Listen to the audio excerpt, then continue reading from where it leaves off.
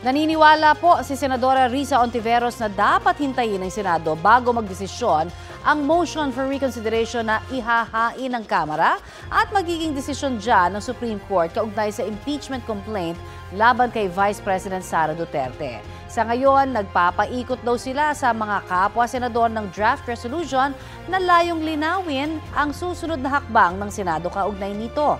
Balitang hatid ni Mav Gonzalez.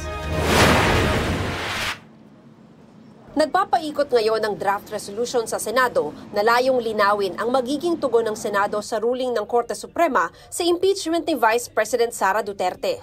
Ayon kay Senador Risa Hontiveros, 4 na senador na silang nakapirma noong Lunes. Kabilang sina Senate Minority Leader Tito Soto, Senador Kiko Pangilinan at Bam Aquino. Sa draft na ipinadala ni Pangilinan, ipinapahayag ng resolusyon ang sense of the Senate na dapat ibase ng Korte Suprema ang anumang aksyon nila sa impeachment sa mga dati ng depinisyong legal. Anumang bagong interpretasyon ay dapat lamang i-apply sa mga susunod na impeachment case. Draft pa rin siya sa ngayon pero nagsasite po siya ng mga references sa ilang mga dating justices na nagbibigay ng payo kung paano, ilang mga gabay kung paano pwedeng mag-move forward. Magbe-benefit po kami dyan kahit sa parating na debate sa August 6. Nirerespeto raw ng Senadora ang Korte Suprema, pero obligasyon din aniya ng Senado na bigyan ng accountability ang publiko.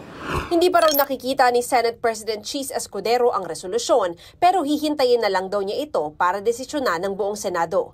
May maghain man o wala, napagkasunduan naman na raw ng mga senador na magdebate at aksyonan ng impeachment sa August 6. Nauna nang sinabi ni Escudero na maaaring magka-constitutional crisis kung hindi susundin ng Senado ang desisyon ng Korte Suprema. Pero tingin ni Hontiveros, nakakonvene pa rin ang Senate Impeachment Court ngayon. Wala namang may gustong magkaroon ng constitutional crisis ni political gridlock o deadlock. Binubuno namin these days, these weeks, kung papaano tamang dapat kumilos ang Senado. At lahat nito ay pinag-aaralan namin.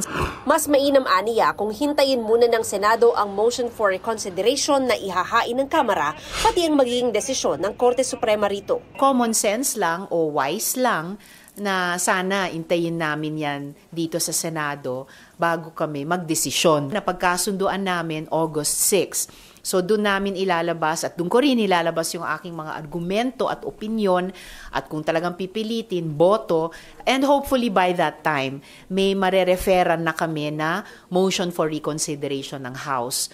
Wala pa raw usapan sa Senado kung maghahain sila ng bukod na MR. Sabi ni House Prosecution Panel spokesperson Attorney Antonio Bucoy, ihahain nila ang MR sa August 9 deadline o mas maaga pa. Mav Gonzalez nagbabalita para sa GMA Integrated News.